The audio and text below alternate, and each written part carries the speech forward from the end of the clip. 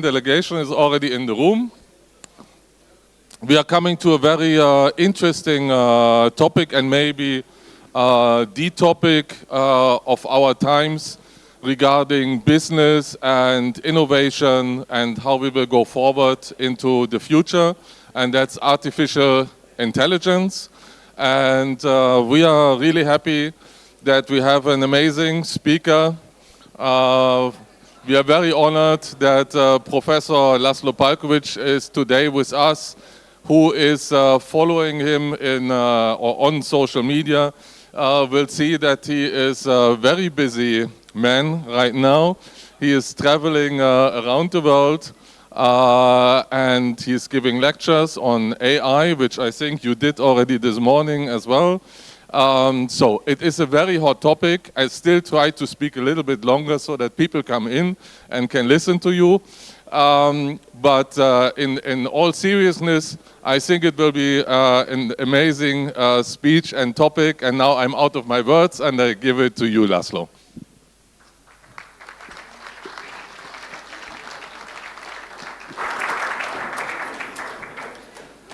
So, thank you very much. Well, I got the warning that I need to speak, or I can speak only 15 minutes. So I told my Therese that next, so what? And with order, by the, okay. Next time I'm going to send my avatar. By the way, I have an avatar, and it looks better than myself and speaks slower as well.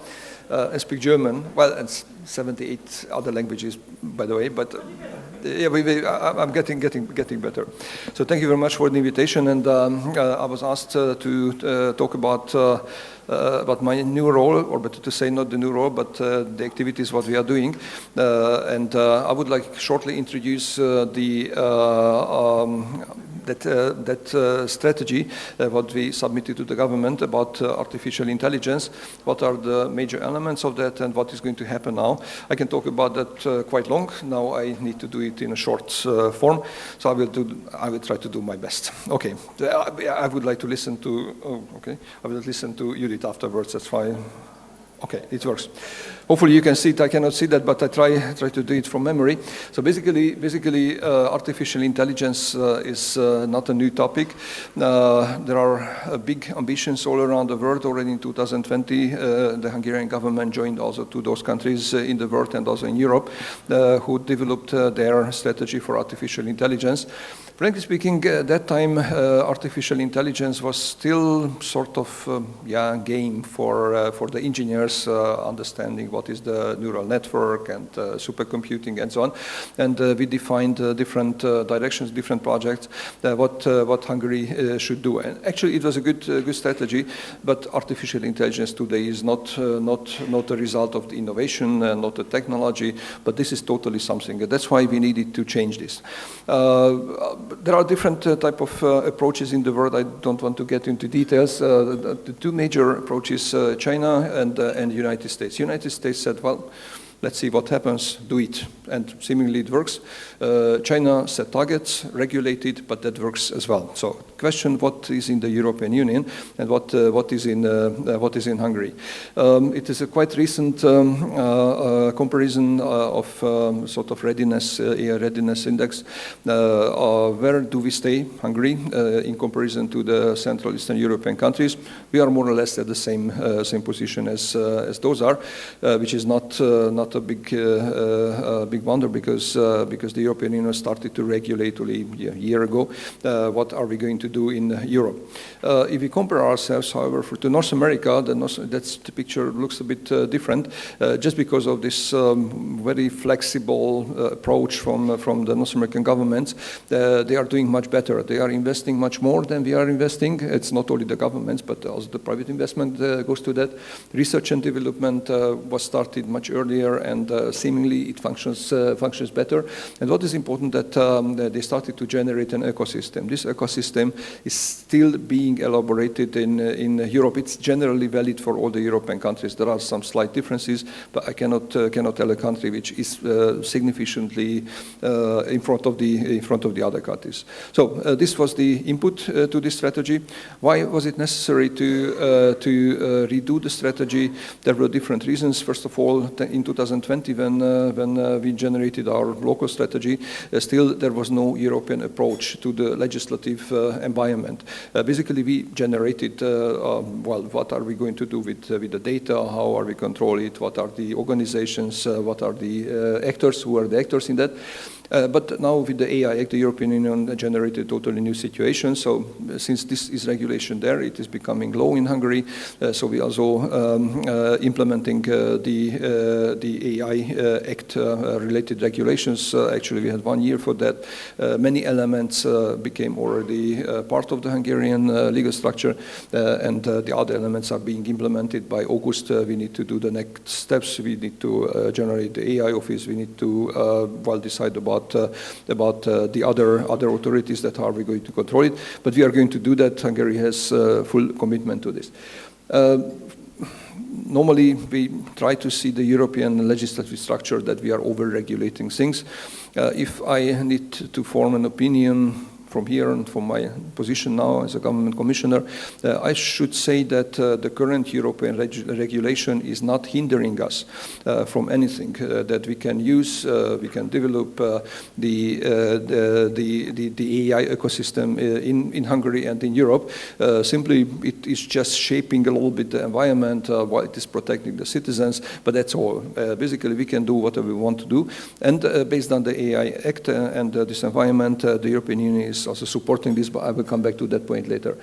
Technology is being developed in 2020. We didn't talk about generative AI. We didn't talk about general AI. So simply, these were not issues. We knew, of course, what is that, but it was still just some toy for the engineers and mathematicians. We were playing around with that. Today, these are all realities, and these are all having a major impact on our daily life. If you look at yourself, I'm always looking my 11 and 13-year-old children. Basically, what are they doing with the ChatGPT? They don't have to learn how to prompt. They know it. They know it. Well, whenever they need to reduce their workload somehow. So basically, these are the reasons that we started to redo this strategy. As many other countries are doing in Europe, it is just to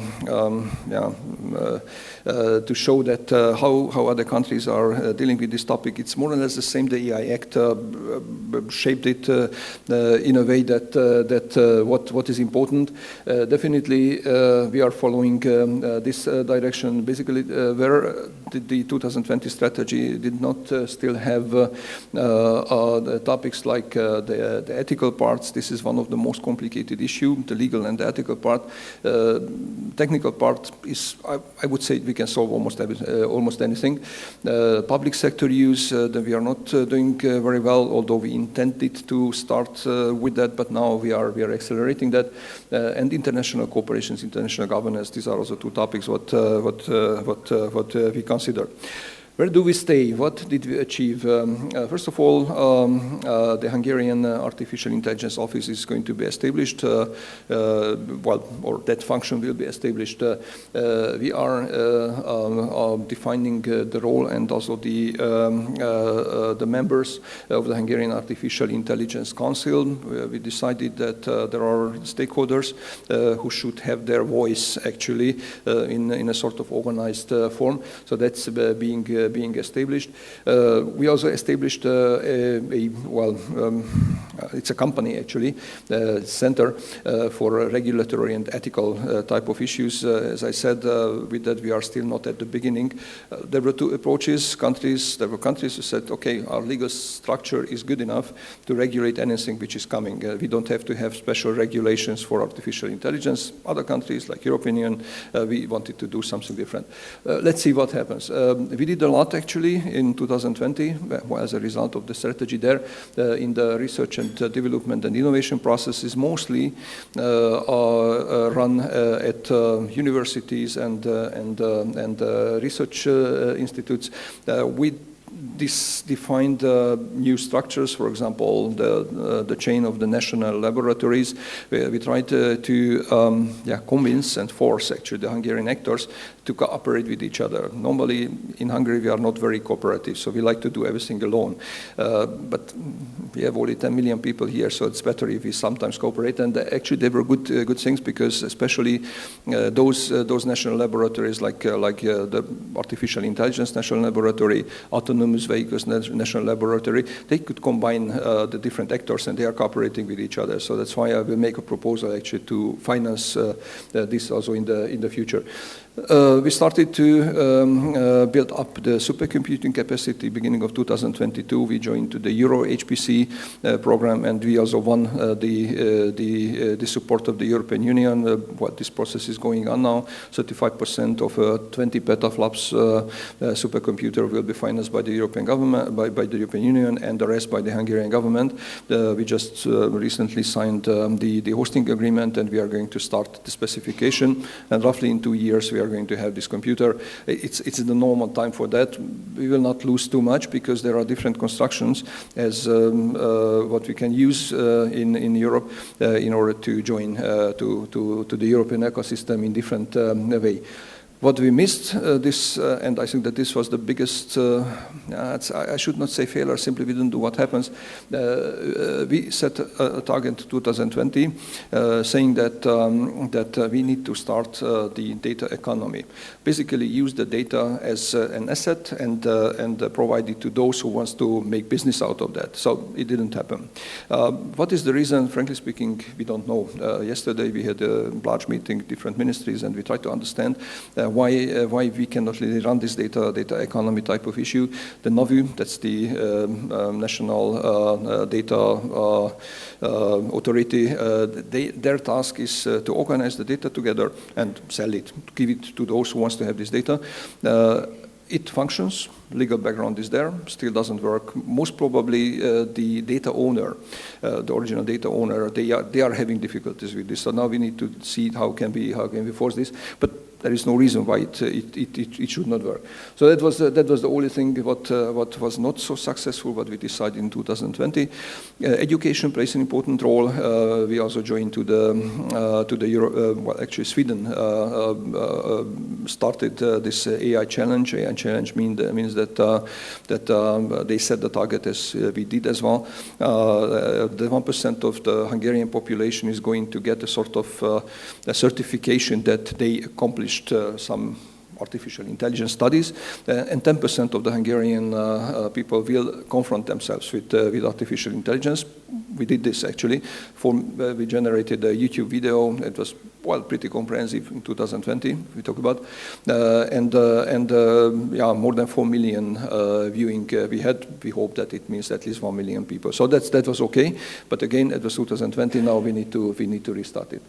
So that's the situation, and actually, as you have seen, this rating and the comparison with the other Central European countries, more or less they are also there. There are, of course, for the next steps, we have I would not call them as a danger, but definitely these are issues what we need to overcome. First issue is the level and the condition of the Hungarian startup ecosystem. So the complete story what we have now, we need to generate those applications which are based on artificial intelligence and give it to the people. Use it. Don't be afraid of that. Use it. Normally you would anticipate that this will happen mostly from the startup companies. Unfortunately, we are not as strong at that field as we should be. So that's why we need to accelerate that. Partnership. I already mentioned that we need to make coalitions. We need to work together with each other. A very good example, actually, the AI coalition. We have over 500 companies, universities, and institutions who are participating there. So they are cooperating on the strategic level, but seemingly we need to also generate this kind of cooperation on the normal daily cooperation level. The entrepreneurial culture, this is one of the bottlenecks.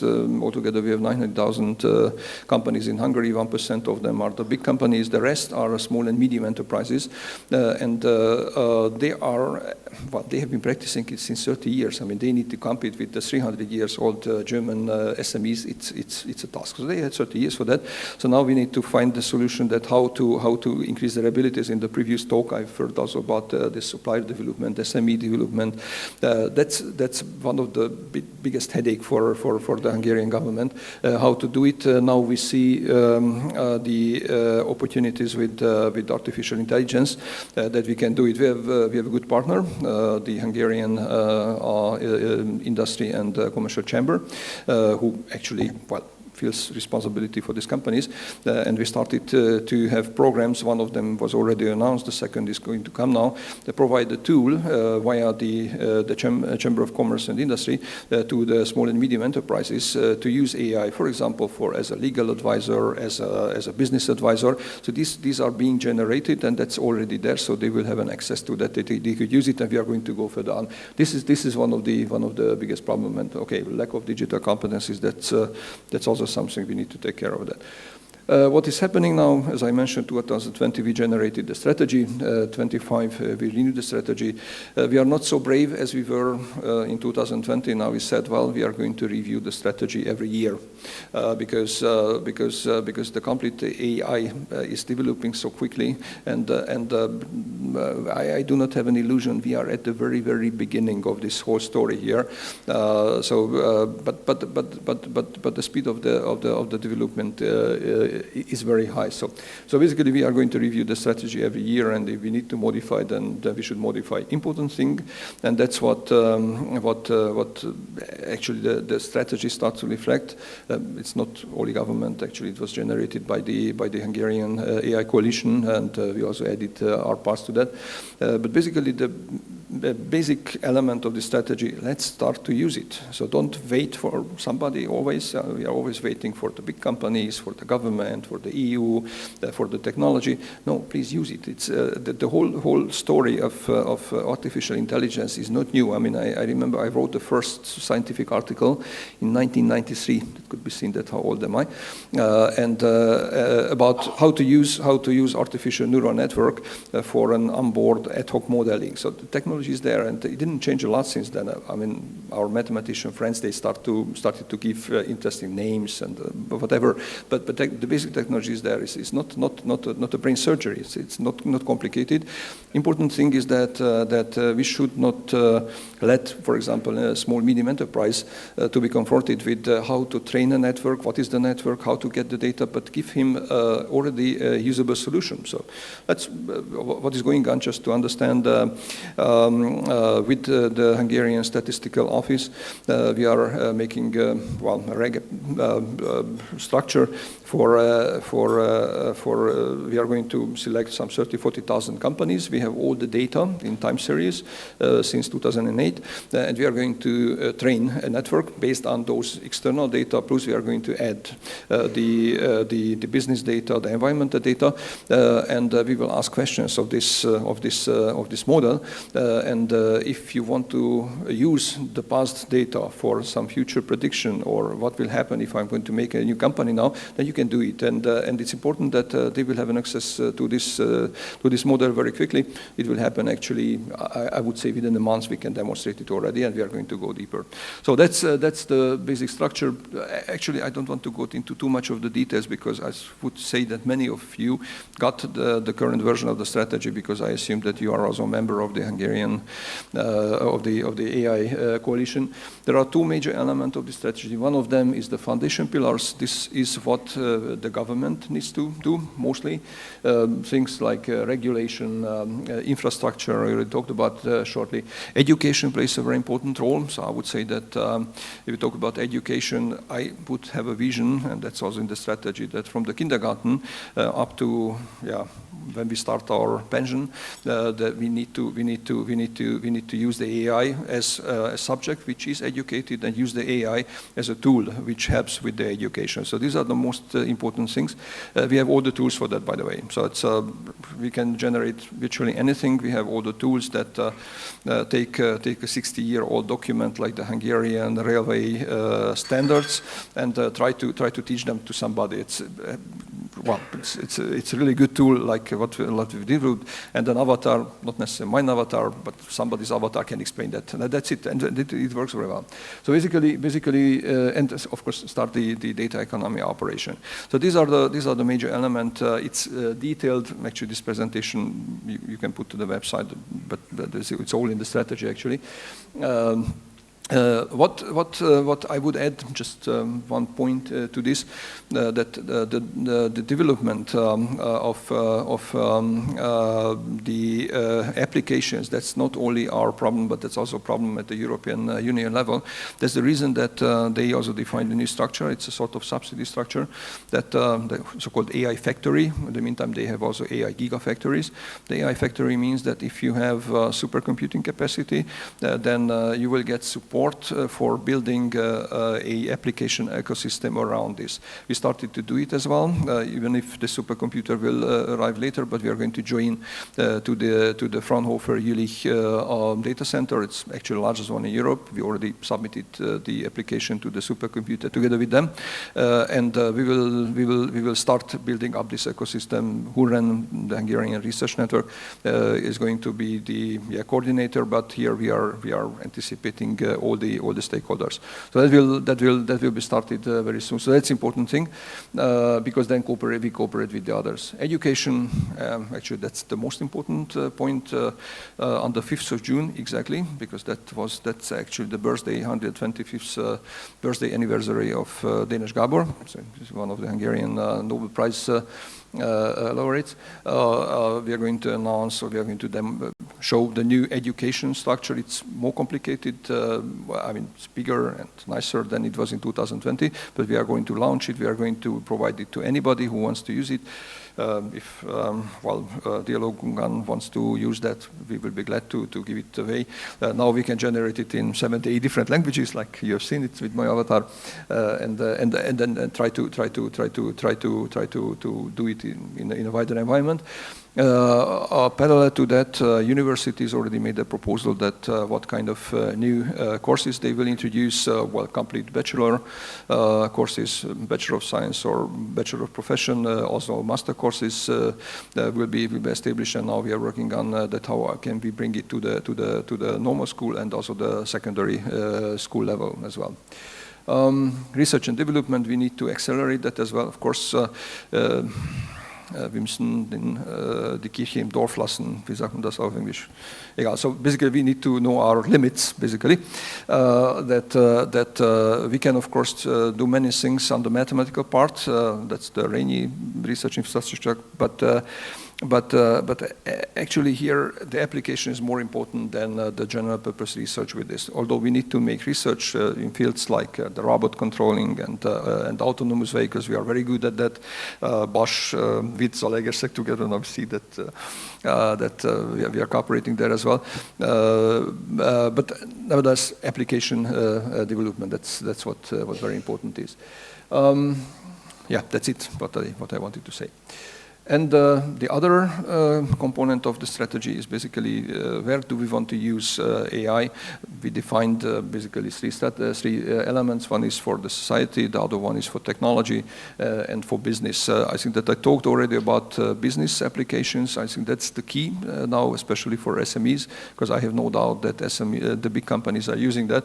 With István Sassi, we started to make a sort of promotion tour for the industrial AI. You will see the results. So you already made 2 visits to Bosch. We had a look what happens in the production, what happens in the engineering, and now we are going to see what happens in the validation, and we are going to publish it. So thank you very much, by the way, because normally such big companies are not doing something like this, not hiding information, but give it away. So that's important. So the business part will be running. Technology is again something what the companies are doing. Here again, the SMEs SMEs are quite important because in their production processes, or if they have in the engineering, we should help them that how to use AI more extended way. We have also solutions, by the way, for that. And the AI for society, I would show just some examples because it is going to concern all of us. We started to deploy the AI governance. What does that mean? We have the AI local governance that we started in Miskolc because the Miskolc local government made a proposal because, well, actually, if you look at their name, ME, that's in Hungarian, artificial intelligence, Miskolc.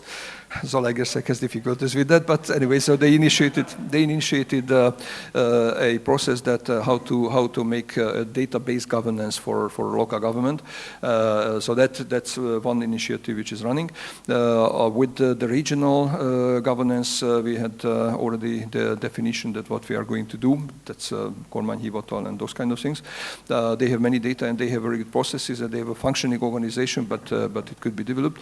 And also on the government level, the data-based decision preparation, decision-making governance, we are working on that as well.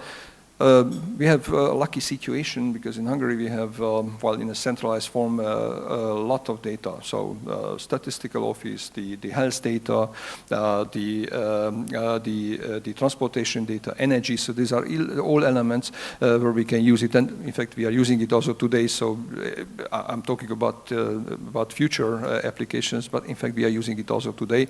So in the energy system, we make normally decisions based on those data, which are elaborated with artificial intelligence already. So this is what is going on here. I mean, technology is going on. I wasn't surprised so much, but before I got this new task now, well, the artificial intelligence was not an issue at all in Hungary. Now, every day we have two conferences. This one here and the other one is from Holland. So, and now all these solutions are popping up, and seemingly we are doing quite well with that. Yeah, I mentioned the center is always the SME, and how can we use this technology for the SMEs is really interesting technology. So I thought that we are, especially on a company level data usage, we are much further, but in fact not on a high level data. Yes, but if you want to implement a business advisor for the company management or the company owner, then still you need to work a lot. So the SMEs, they need to make their digital twin. So they need to transfer all their processes into a digital space. And on that level, you can already compare it with others, and you can also make applications. You can make the model. So that's what's going on as well. So I didn't speak more than 15 minutes. Okay. Okay, I try to do my best. Thank you very much. Thank you. So, our topic is creating added value in advanced services. And what can be a better topic after this great presentation from László Palkovics about the AI, because that's the next level of the services. And yeah, why we had this topic today? István, you mentioned early this morning that Hungary is very good in having investors in production, very famous in automotive sector and so on. But then, and therefore, Fadi Shadeh is with us from the Hungarian Investment Promotion Agency. Then there comes this service industry. And services are nowadays also, beside production, in the focus of the industrial development in Hungary.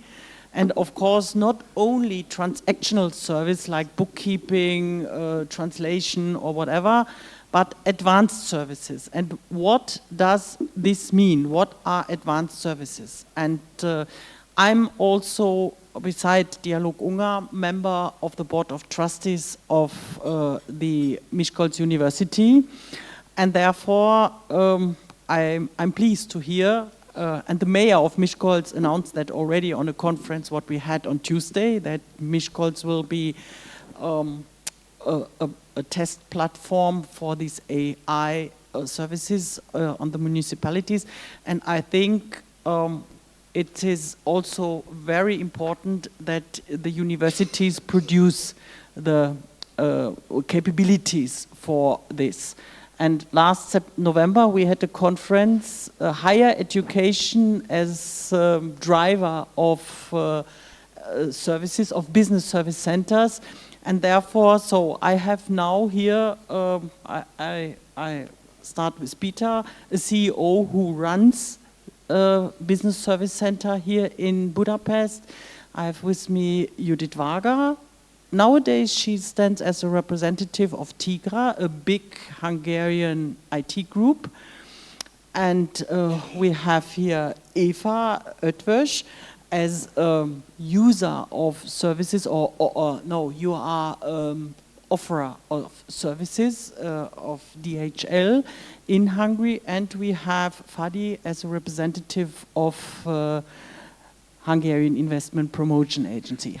Fadi, I would like to start with you, normally with the ladies, but here we start with you because you can set the frame, what we understand under advanced services and why it is so important. And yeah, you are the master of this survey, this famous survey. Please tell us something about that. Okay. Hello everyone, and thank you very much for the invitation. I'm really happy to see such a big crowd and that such a big number of people are interested in this event.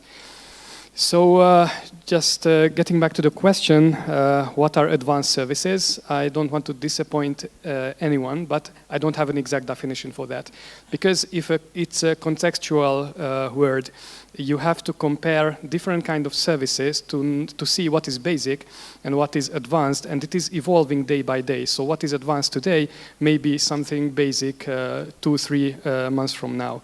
And this technological advancement is even making it more and more rapid, these kind of changes. Also, it is hard because we cannot compare a pear to an apple. We have services, different kind of services, where we have this scale of added value.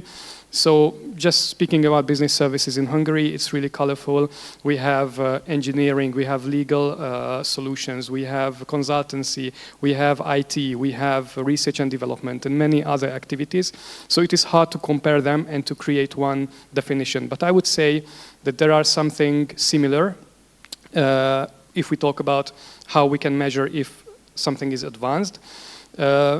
And it's going back to the talent base. So I would say that if a position is done by a professional who is highly educated, highly skilled, highly experienced, and as a result relatively highly paid, then it is something which we can consider a high added value activity.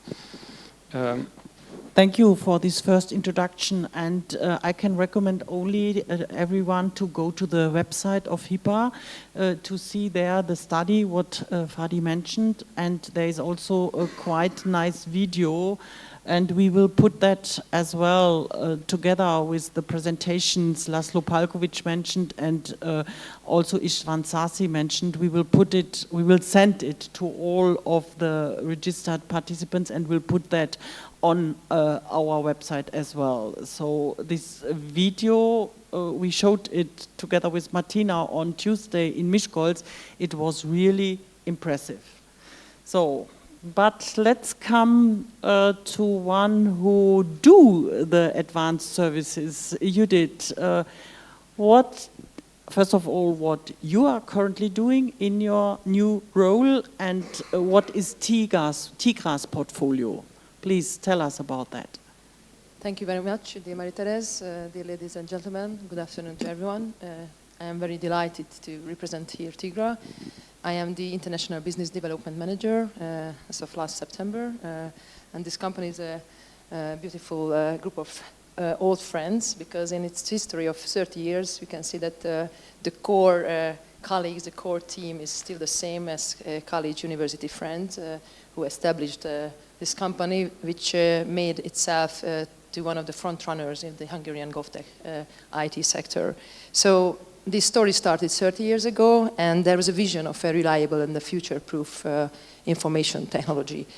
And the motto is that we are building digital excellence, but it's also very important that together, because Tigra is a group of companies with 600 plus employees, with 300 trusted partners around the world.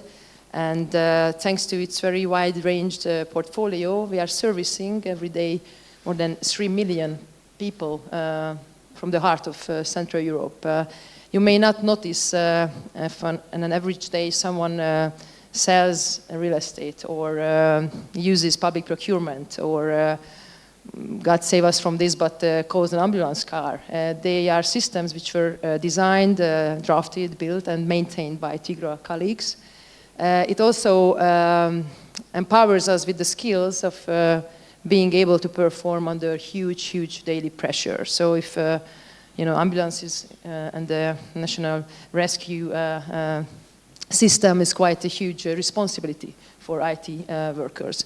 But coming back to the services, what Tigra provides for its customers, not only in the GovTech but also in the private sector, this is the full scale and full range of IT services available, state of the art today, which is consulting advisory, which is data and system integration, IT security, which is the fastest growing domain today in the IT, and also the AI-driven managed services. Here we also have a home designed AI-managed system, which actually helped us to save a lot of human working hour per day with the internal processes of the Tigra. And this is a product which we are also selling. And to sum it up, I would say that Tigra is like the utility, or our motto is, while clients can focus on their daily core business, this kind of IT should be invisible.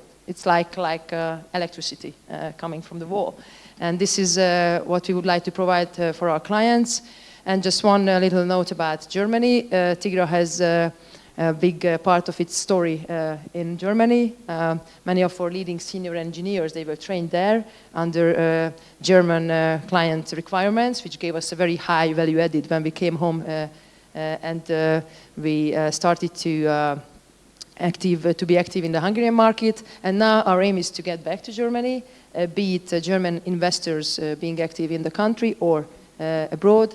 And this is why we have also a filial. We have a Tochter GmbH in Munich, which is Tigra GmbH. So, and we have a stand just in front of the entrance. So please do approach to us, and we can provide you with more information. Thank you for this. Exactly. And we visited with our delegation yesterday afternoon Tigra. And what impressed me most is your colleague who said, we make impossible things happen.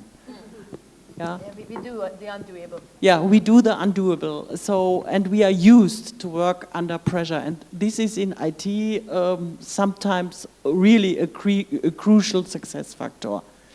Yeah, Peter, you are a daughter company of one famous German family-based business, KOSTAL Group. It's near my home. It's based in Lüdenscheid. But they have decided to allocate the Worldwide Business Center to Budapest. Maybe you tell a little bit why they did this decision and which services your unit offers. You offer it in your group, but worldwide. And do you consider it as advanced services or what kind of services? Lots of questions. First of all, thank you, Marie and team, for having me. It's an honor and privilege. I think also University Miskolc brought us together. Yes, Josef Böhm that's is an alumni. A long story, yeah. But University of Miskolc played a significant role in that. So first things first, I think you're flattening KOSTAL Group by telling it's a well-known company. Yeah. Nobody knows KOSTAL.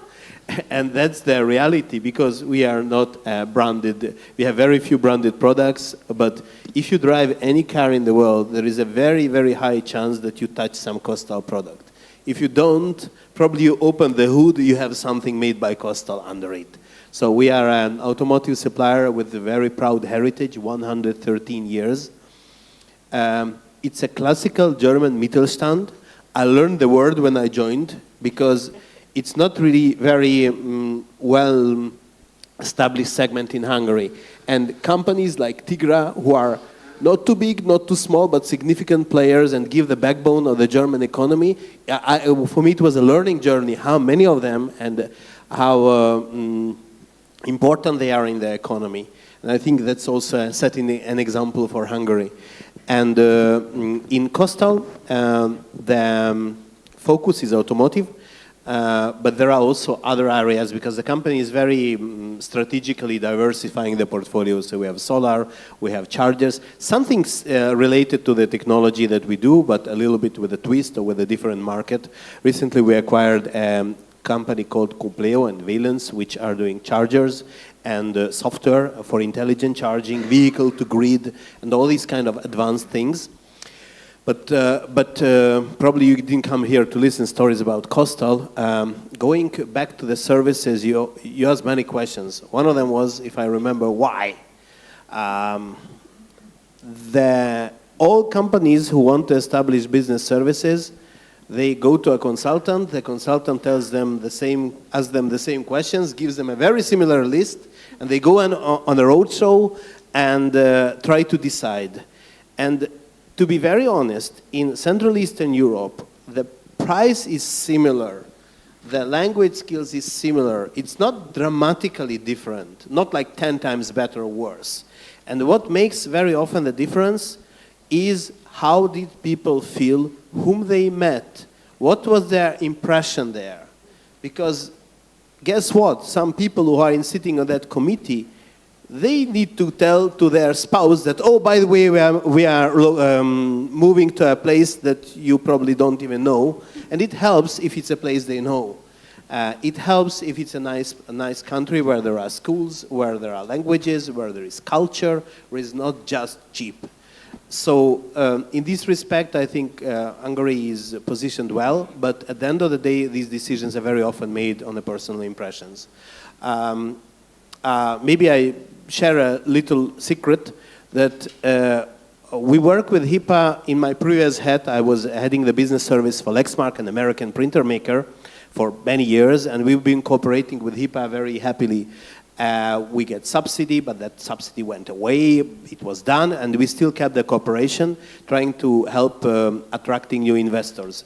And one of the best tools in doing that is the reference visit, because the agencies can tell whatever they want. But if you visit a company and ask them, are you happy?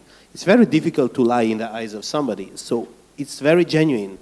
And we met with KOSTAL on such a reference visit, and I found it a very ironic twist of fate that somehow I ended up there. I didn't see that one coming. But maybe on the services, and I think that concludes your question, we do everything. And for those of you who don't know business service centers, you stole the show literally when you said that we do things for you so you can focus on your main activity, and we are like the electricity in the socket. Nobody cares about it if there is electricity, and it's a huge drama if there is no electricity. So we do very similarly, maybe independently we arrived at a similar sales pitch, like we are service backbone of the company. So the company can service on the core business, and we do the back office. That's maybe in a nutshell what business services is doing. And the classical services, like what everybody is doing, is IT, HR, finance, procurement, this kind of back office. And I think this question, what is high value added and not, is very tricky. I don't think there is a good answer. I like Fadi, your definition. My definition is that if it's everybody else doing it, it's not high value add. If it's relatively unique, it has probably a good chance that it's high value add. I'll give you a couple of examples. The very first week when we started the service center, there was nothing. There was not even an office. We worked in a basement. My boss asked me, Peter, I need to hire a sustainability director. I said, wow, good for you. And it's very expensive. I said, well, that's your problem. You are the CFO. And, but do you think we can do it in Hungary? I said, for sure we can do it. But Peter, doesn't it look strange that we have a very high-ranking official should report to the government, to the board of the company, like reporting to you? I said, I don't care who reports to whom. I just can get you a guy like this if you need it. And we made interviews. We had 3 wonderful candidates, one better than the other. I'm very happy that we ended up with Josef, who happened to be Marie's friend and from the University of Miskolc. But we could fix that problem. That was a really big issue for the company, that very environmentally committed company as KOSTAL is, but nobody like expert who can communicate it, organize, shape the strategy. We could get a person like this. We have the group controller of the whole KOSTAL group sitting in Budapest. We have the compensation and benefits director, which is super sensitive. Everybody keeps it in their headquarters because it's salaries, including executive salaries. This is very sensitive. We got the trust to get it in Hungary because we have a good market, we have good specialists, other companies' headquarters where we could hire somebody. So that's for me high value add. I don't know where you draw the line, but those are for sure over that line. I'm totally sure these are high value services. And it's a good example that these are done with Hungarian people and they act worldwide. So that's also a chance for Hungarian young, well-educated people, and it's an argument, yeah, because I know the Hungarian people are really skilled, but they love their country. They want to stay there. They don't want to go abroad maybe for a year or half a year, but finally they want to stay. So therefore this is really a great chance, companies like you. And another one is DHL. Yeah, Barbara, tell us a little bit what you are doing here and what services your company are offering here. Well, good afternoon, everybody, and thank you very much for the invitation. It's a great pleasure to be here. And I think if we pause for a second, and if we can just conclude that for the purposes of this session, all roads lead to Miskolc and Miskolc University. I think that's probably a good conclusion. So, DHL Express. Yes, many of you will probably have worked with us or with one of our sister units. We are part of the DHL group. DHL Express has been committed to Hungary since 1988 when we first entered the Hungarian market. Since then, we've been securing the livelihoods of 400 colleagues, and we've been working with thousands and thousands of clients, customers who form the backbone of the Hungarian economy in important sectors such as automotive, such as engineering, such as healthcare and life sciences or technology. So what it is that we do we classify as advanced services? And I'm so glad that there is no specific definition for this. It's on the face of it, maybe it sounds quite simple. We get your products, your spare parts, whatever you might need, an important document from A to B within Europe in 24 hours from where it needs to go to where it needs to go. And you can rest assured, similarly to the themes mentioned before, that you can focus on your core activities because we are the logistics experts and we will take care of your logistics needs. So I would argue that already our core products, which is something we call TDI, Time Definite International, is already quite advanced. You know, we know how to do it, we know very well to do it. We also have the integrated scheduled express network so that we are able to do it. And we also have a number of additional very specific services available to our customers so that if there is a very unique need that you need to have service, we are well placed. So if I give you an example, Time Definite International, core business for us, we do it day in, day out, plane arrives within an hour, all your shipments are on their way, by 9 o'clock, by 12 o'clock you get what you need and your assembly line can continue to operate. But should there be an urgent delivery need, should you face that one of the things that you scheduled into your production and the parts never arrive, they are delayed at one of the ports, then you call us, we go and come to rescue to you, and we can make sure that your assembly line can continue to operate. We make sure that we avoid, with our express scheduled network, any potential negative impacts for you as a company, so that you can fulfill your contractual obligations towards your customers. And just fairly recently, we had such an example from an automotive company. It involved Székesfehérvár, and we managed to, I think, for them a miracle when they saw the good outcome and the good result. But maybe if I can just pause for a second on SMEs and the work we do with SMEs as well. It's a hugely important priority for DHL Express as a whole. Here in Hungary, we have a number of good news stories to tell through our work, our mentorship programs, through our Power Up Your Potential programs. And what we do is actually we do jointly a collaborative effort, completely free of charge, helping Hungarian SMEs become even more successful in international markets, in export markets. So maybe I pause there. Thank you, Mari. Thanks a lot. Fadi, what do you think are key drivers in Hungary for advanced services? So for the development, what is needed?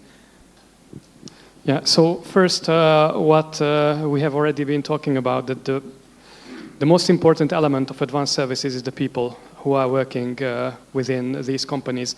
So they have to be highly educated, which we really have here in Hungary. And the second is that they should be in a good cost-to-value ratio. And being EU members, we have the same opportunities in terms of doing business in Hungary, but at the same time, our salary levels are quite lower than in Western Europe. That gives us a stable job environment. Also, we have different governmental aspects. So, and I can link it to the thought and the change towards investment promotion on the governmental side. So if we look at the unemployment rate and its shift from the 2010s, then we can see the shift in logic. In 2010, the unemployment rate was roughly 11%, which was a huge issue. So how can we tackle this problem is by mass job creation. How can we create mass jobs? It's not by inviting many service centers, but rather focusing on industrialization. And if we look at the eastern part of the country, Debrecen, Miskolc, and that area, we can see that the last couple of years, last 2 decades, was really successful in terms of industrialization. And the unemployment rate shrinked to roughly, it's bouncing roughly between 4.5% and 5%. So obviously the aim of the government and the aim of the investment promotion changed. And the aim is now shifts from made in Hungary to invented in Hungary, which means that we are more and more focusing on higher value added investments, on research and development activities, on business service centers, and we tailor-made our incentive packages according to this. So we have research and development incentives, we have training incentives, and also we have a VIP cash grant, but it's more like for rural development, because our aim is also to develop, in terms of services, these rural university centers, just like, for example, we mentioned Miskolc several times, but we have some other cities as well, like Pécs, Szeged, Debrecen, who are also a really good alternative. And our aim is to strengthen these service centers there as well. Yeah, and in your survey, all these cities, what you mentioned, and all the regions are also mentioned, and data are available for these regions. Yeah, of course. So as Mario already mentioned, we conduct a survey every year. We publish it during our conference in November. And these are based on contributions on a survey of local business service centers in Hungary. Just to give you a few numbers from there. Like, for example, 81% of the companies are planning to bring in more value-added positions. So it means that even companies understand that if they want to keep relevant within the corporate group, they have to upgrade their service portfolio. And also they provide their services, 53% of them provide their services on a global scale, which means that they are not only relevant in a country or regional level, but they are really significant players in the global scope of their corporate entities. And in your survey is 44% of the leaders in this sector are female leaders. Yes, of course. Also something what you have evaluated. Yeah. So Judit, what do you say to a customer what they benefit when you serve them? What are the benefits for your customer? Let me answer your question, answering your question to Fadi, because the key drivers in our objectives are client feedback and the reality itself, which is actually our experience. And here let me give you 3 messages taken, what we think it's important to remember about Tigra, that we are in a very close contact with our clients, and we build on their feedback. We just recently made a survey among almost 60 IT managers of SMEs and also large companies in Hungary. And based on the answers to our questionnaire, we deducted our let's say, lessons taken, lessons learned. And they all see that the 21st century IT team of a company is a strategic partner of the management. It's not an outsourced something or those guys who are sitting behind their computers. They should be part of the strategic decisions of the management. And this was coming from our clients. And this is how also we think about our consulting advisory activity, because we provide end-to-end solutions. It means we help the client to formulate the problem or the challenge. And then our engineers can pose the correct questions. And maybe at the end of this conversation, the problem is not a problem or not that kind of problem. So this is very important to be organically with the client, to work with them on a daily basis to define the challenges. And then we can provide this end-to-end solution. And this actually came from the clientele feedback that they include the IT team into their strategic decisions. And 2 other messages which I would like to talk about today, that as I said, Tigra performs well under huge pressure, because IT itself, it's quite a stressful activity. If we look at nowadays challenges, and I'm coming from politics, so I know how to formulate my message, we are living in the time of danger. So COVID, energy crisis, blackouts, all the nightmares of the management of a company might just hit from one hour to another. And for example, we are working with the statistics that up to 4 hours, all problems are solved. This is amazing in IT sector, because from the concrete 100% blackout, we can fix you in 4 hours. The most complex systems as well.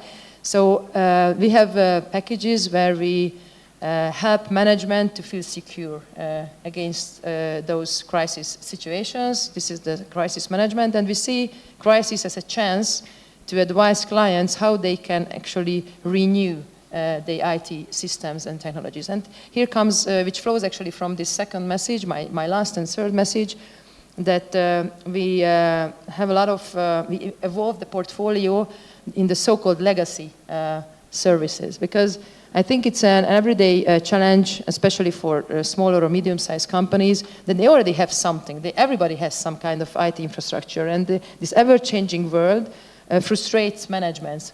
Oh, shall I develop this or that, or what shall I buy, because I see the world is running around me. And we help the client, first of all, in a cost-effective way, to try to exploit the already existing potential of the existing, let's say old, but maybe it's not too old infrastructure, so we help them to refurbish, to modernize, not necessarily buying a new one. And here again comes our driver. This is the experience which we collected during our GovTech activity. You can imagine the Hungarian administration or bureaucracy 20 years ago. I myself, I worked in courts. I knew that still in 2000, we were writing by hands on yellow papers. I gave it to the clerk, and the clerk put this into the computer's template. Now, Hungary is completely different. But in order to make this change technologically, required a whole mindset change.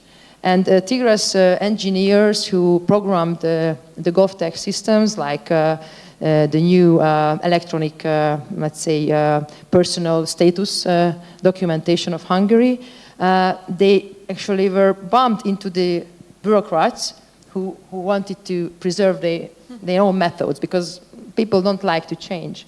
And, but we also have to adapt the old technology to the new systems. And this is where we gained a full range of experiences, how to manage legacy situations, which now it's a very good product, which can be converted into the business world from the GovTech. So these were our drivers.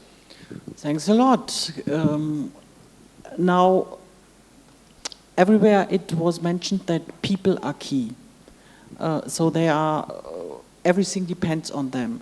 Therefore, in my last round, I would like to ask Peter also, do you find enough people, and what you recommend to companies as an employer? Because I saw that you are quite successful in that. So what you recommend that they find the people, the right one? Not to skip over the elephant in the room, finding the people. Anybody who tells you it's easy to find the people, they're probably lying. That's just not true. That's the bad news. The good news, there's the same problem everywhere else. It's not unique to Hungary. Yeah, I travel all around the world. I see the same challenge. Even in Germany, we face this challenge that it's increasingly difficult to find the right talent. It's not difficult to find people. It's difficult to find the right people and the right talent. And my experience with it is there is no one way to skin a cat. What I saw many times that there is a successful strategy and people start copying it, and then it doesn't work. Why it doesn't work? Because it's not authentic.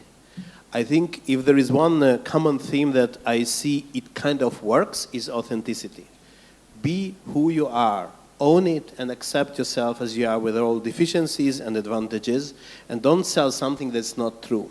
Let me give you an example.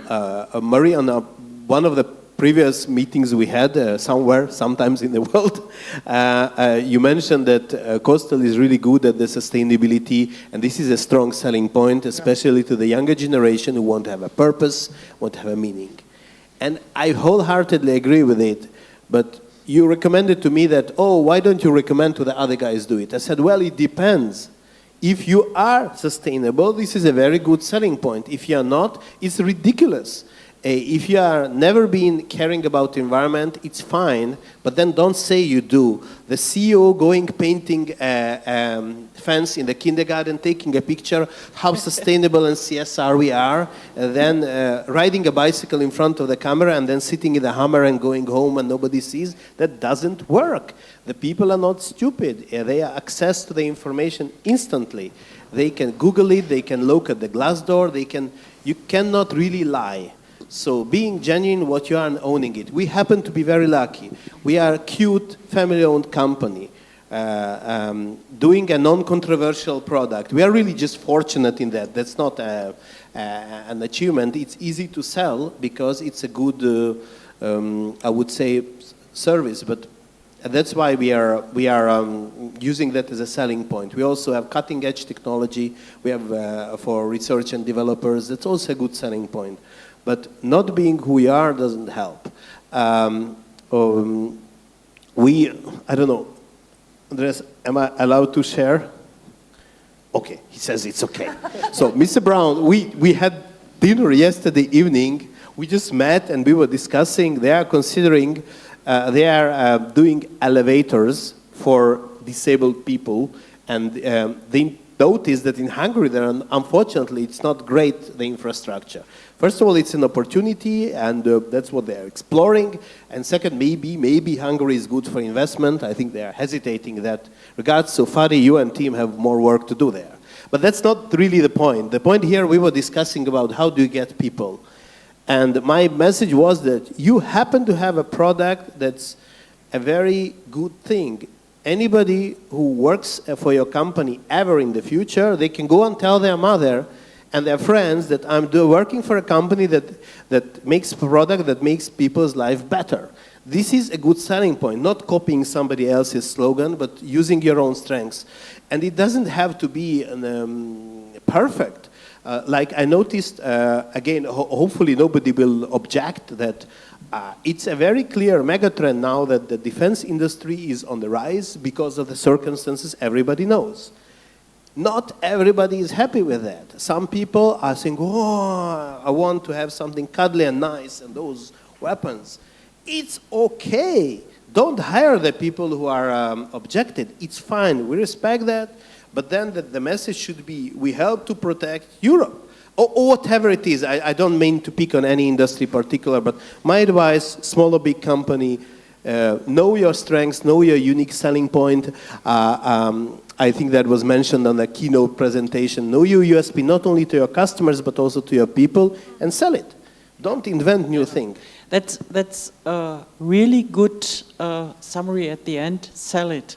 And I think it's all a lot about communication and about the communication. Who are the leaders? Which personality has the leaders? Which values has the leaders? Because I think it has changed. It's from the former times to nowadays. Employees would like to see what are their leaders and what values they have. And this should take me into consideration. Maybe this is a topic of another discussion, but I find it very, very interesting how leaders' communication should be today. Therefore, Arne, we should think about something like that. Eva, Barbara, do you have same experience? Yes, indeed. Thank you, Marie. So, with regards to DHL, of course, we have the huge advantage of being an international company. What that means in practice, our colleagues have the opportunity to grow in their careers over a long span of time. They have the opportunity to grow their careers through the various divisions as well. They have the option of moving to one country to the next to bring home their experiences and talents. So that's just a generic statement.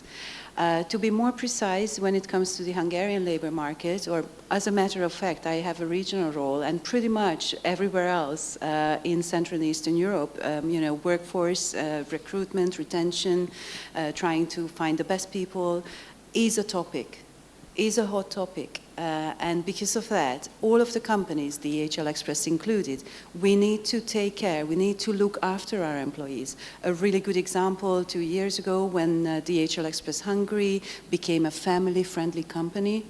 And that recognition meant a lot to our employees as well, because it's one thing for you to know that you are a good company, you're okay. If you're a father, you decide that you also want to take some parental leave, your newborn child needs his father as well, then that's okay. Just last year, we received the prestigious Trusted Employer Award from the German Chamber, if I remember correctly, as a you giving birth. I'm familiar with this award because in my times as vice president we incorporated something like that. Indeed, indeed. Again, in the grand scheme of things in Hungary, we often tend to run and compete for the same workforce. If you have something more substantial, something very concrete that you can offer to your future colleagues or to your existing colleagues, then you stand a better chance. And maybe lastly, because at the end of the day, I'm here to talk about DHL Express successes, you brought up sustainability and how it needs to be authentic. And of course, I would like to think we are authentic when we talk about sustainability, and logistics can be a hot topic in itself. Right? But just earlier this year, we received from Budapest Airport for all of our 2024 efforts, the Green Airport Partner Sustainability Award. And that goes back to our employees. So we are not just doing the right thing, we are proud of it, and somebody external recognizes it. And that just fills our employees with pride. This is the reason why they stay with us. This is the reason wherever I travel, I meet with colleagues who've been with DHL for 10, 20, often 30 years. And for the company, those colleagues of ours give the strength to the company, and by extension, that means that for you as a customer, we're able to deliver the best-in-class service. Judit, I suppose you can add a lot to that, because we could experience yesterday the atmosphere in your company and could participate in a monthly or event for your employees where you have a kind of after work. So what is Tigra doing? What is Tigra doing for the employees? Do you have special initiatives for that, or please? Well, thank you very much. I couldn't agree more with all what was said by Barbara, and I think we would need another conference to talk about Tigra's family-friendly measures. But really, the atmosphere is human-centered, and whether you are a single mother or whether you are somebody close to pension, you are all feel like being in a family. And this is also thanks to the leader, Judit Varga, who is the founding CEO and the single owner since 30 years with the same tax number and bank account. I think it's a very important feature of also the company in this changing world. And so besides this family-friendly award, what we actually gain on many occasions, also approved by certificates, we have a multi-layered, structured Nachwuchs program, how to guarantee the employees, the future employees of the company. And I would come back to the survey which we made among our clients, IT managers, IT department leaders of big and small companies. They all said the challenge is not only whether we have enough employees in IT or not, whether we have enough business-oriented young talents who can think with the same mindset what I just said, that they should feel responsible for the business success of their clients also. So they are not someone isolated in its room and programming something, but they need to think about programming and engineering in a business added value way. And this is not easy to find, these future talents, juniors, and this is why our multi-layered program is based or is standing on different pillars. One is a yearly program of providing employment for 12 talented students from the Schönherz School Association. And according to our statistics, 80% of those employees, they remain with the company for a longer time. And then we have special grants, specially focused on Vojvodina, which is in Serbia, and also in Felvidek in Slovakia. There are financial grants and also employment opportunities. We also, it was not by accident that we placed our branches in the country close to the most important and successful IT faculties in the country. So besides having cooperation agreements with ELTE IT faculty and the Budapest Műszaki Egyetem, which of course it's a must and it's obvious, and we have very, very good employment relationship with them. So the Nachwuchs comes from them as well, also Budai Egyetem, but also in Szeged and Debrecen. So we, like I think many other, like Bosch also talked about this, they are close to the universities, and already during university years they engage young talents. And I could also quote other programs, but just to sum it up, again, the mindset is the challenge, but also the possibility whether we find enough new colleagues, employees who can think the same way how we think. And unfortunately, this is also my experience from my university years. And this is also maybe a Hungarian, let's say, challenge which we should overcome, maybe with the help of German practical thinking companies, that we have a very high level of theoretical education at universities, but when the juniors, they are coming out of the university, they start from scratch, or they look like starting from scratch. As a young lawyer, my first company registration form was actually filled in when I started to work for Freshfields. And it was just a very simple administrative exercise, but no one showed it to me at the university, unfortunately. So we have to improve this. And with Tigra, we have a living example, a very good use case that it can work, because just to sum or just to close my intervention with what I began, the survey also said, so the IT manager said that we fill this gap. So recruiting, hiring has this challenge that we need the practical thinking, we need tangible experience for those freshmen who are coming out of the university. And Tigra can help here. Great. So my first question was to you, Fadi, and my last is also to you. How do you see the trends in the next maybe 5 to 10 years? And how can, I mean, in advanced services, and how can Hungary become a front runner in this, in Europe, in the European Union? You can go hand in hand with László for the AI. Yeah. So what you see as the Hungarian Investment Promotion Agency? Yeah, I will try to be brief. So I think the talent-centric logic will not change, but it will transform. So in terms of introducing AI technologies, it can ease a little bit the pressure of the workforce, which we already talked about, and it will eliminate some of the entry-level positions, more transactional positions, and it will create more space to upskill all the existing employees.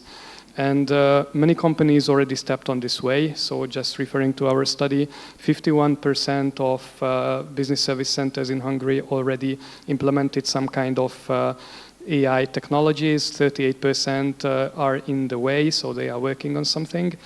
And I think the rest will also do at least some kind of automation because the market is leading in that direction. So I think talent will be really important. Upskilling the talent will be really important, not only to keep relevant, but also to retain them within the company. So to keep upskilling them, and which we already touched a little bit, company-university cooperations will be more and more important. And they are, I think, getting more and more frequently used since there was a change within the system of universities. They became not governmental backed, but association backed, which gives them much more flexibility to cooperate with companies, and they are really happy. So for example, we take companies many times to universities, and for example, the University of Debrecen, IT faculty, they have implemented or incorporated external curriculums to their curricula as well, for a simple reason that when students graduate from there, they already have certificates which they can use in their everyday jobs, but also companies can update their curricula much easier than universities because they have a longer procedure for that. So I think we will see much more university-company cooperations and universities incorporating external courses to their curricula. Yeah, thank you for that. It's Wasser auf meinen Mühlen, water on me. Yeah, music to my ears. Thank you. Yeah, and we will try to follow that way with the University of Miskolc, of course. So thank you to all of you for this valuable conversation, and I'm totally sure with each of you we will continue that. Clear. And thank you also to the audience that you had the patience to stay. And now we invite you to an imbiss and a snack. And I would like to say thank you to all of those who stayed also online with us. We will, as I mentioned before, try to forward all the information what you have heard here. DialogUngarn is also a platform for information sharing. And Arne, may I do some advertisement for our next meeting? Yeah. DialogUngarn will do it together with Deutsche Wirtschaftsclub on the 20th of May.